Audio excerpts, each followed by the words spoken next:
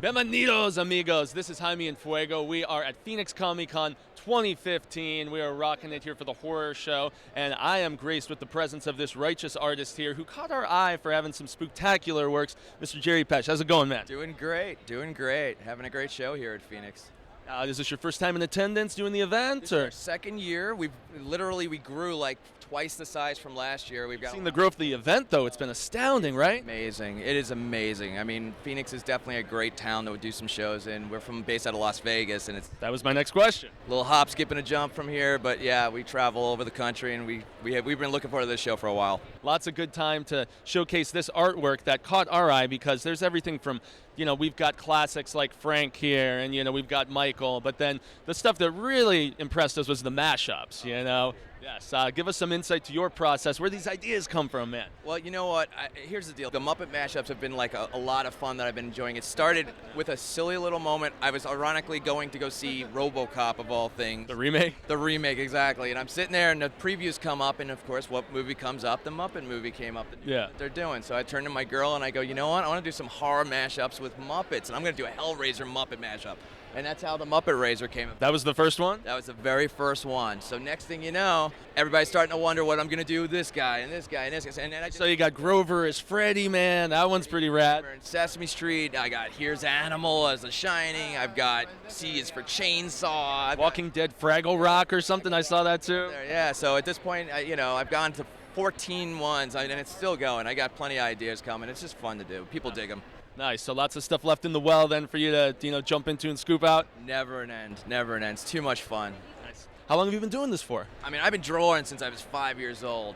My reality is I used to be a rock and roll lighting guy for 20 plus years. I used to be a makeup artist in Hollywood for a little while. Man, versatility, dude. Exactly. I mean, my life is like a crazy book of different things, and it all plays in my work. I mean, it's just the way it goes. So there's lots of variety in the work. I mean, we've got the I didn't even notice Calvin and Hobbes right there. Masters of the Universe, not as scary, but still super righteous, man. Well, that's it. And all these things are things that I've loved as a child growing up. I'm an 80s kid. I grew up in the 80s with all the cool stuff. So it all comes. All the cool stuff they're remaking now because it was that cool. Exactly. And that's the deal. And I put a little bit of that. A lot of people come by. Not only they love the horror, they love the sci-fi, they love the fantasy. They love the memories that my work brings on them. And that's what makes me happy. Mad nostalgia, man. It invoked that within me. So we always like to end with a horror question. Remakes, what's your thoughts on them? Is there one that sticks out that you think actually did justice? I mean, I see you got the Evil Dead shirt on. Were you a fan of the remake of that one? I did like it. I liked what they did because they really kind of changed the tone. It was a lot more visceral for sure. Scary, much more creepy.